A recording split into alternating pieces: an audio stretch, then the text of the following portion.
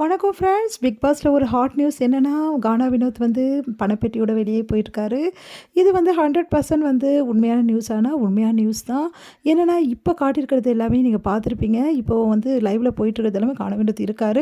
ஏன்னா அவர் ஈவினிங் தான் இந்த பணப்பெட்டியை எடுக்கிறாரு. நம்மளுக்கு எப்போவுமே வந்து வெள்ளிக்கிழமை நிகழ்வுகள்னு சொல்லிட்டு நாளைக்கு காட்டுவாங்க, பார்த்துருக்கீங்கன்னு நினைக்கிறேன். அந்த மாதிரி தான் நம்மளுக்கு ஒரு நாள் வந்து டிலே ஆகி இந்த ஷோ வந்து ஒளிபரப்பாகும் லைவில். பார்த்திங்கன்னா, இப்போ கானா வினோத் வந்து நம்மளுக்கு அந்த பணப்பெட்டி எடுத்துட்டாரு. 18 லேக்ஸோடு வந்து வெளியே போயிருக்காரு. ஏன் மனுஷன் இப்படி ஒரு முடிவு எடுத்தார்னே தெரில. ஒரே பதட்டமாக இருந்தார்.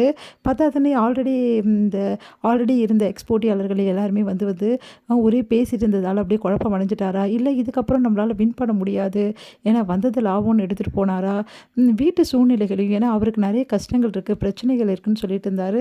ஒரு அதனால் வந்து மனசு வந்து தடுமாறி இந்த மாதிரி எடுத்துட்டாரான்னு தெரில.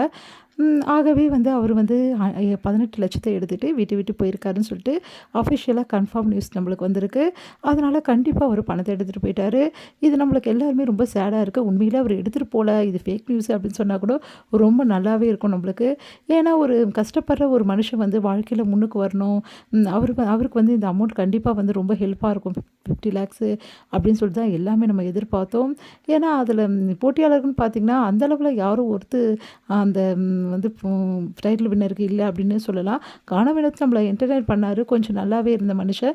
பார்த்தா அந்த ஒரு ஆள் வந்து கண்டிப்பாக எடுத்துகிட்டு போனால் ரொம்ப நல்லாயிருக்கும் நம்மளாம் யோசித்தோம். அவர் தான் ஃபஸ்ட்டாகவே இருந்தார். ஏன் இந்த மாதிரி ஒரு முடிவு பண்ணார் அப்படின்னு தெரில. ஆனால் ரம்யாவும் சொல்லிட்டு இருந்தாங்க, நீ தான் ஃபஸ்ட்டில் இருக்க, எக்காரணம் கூட பணப்பெட்டி மேலே கையை வைக்காத அப்படிலாம் அவருக்கு சொல்லிட்டு இருந்தாங்க. ஆனால் அவர் எதையுமே பொருட்படுத்தலை. எதையுமே யோசிக்காமல் வந்து திடீர்னு வந்து ஒரு முடிவு எடுத்திருக்காரு.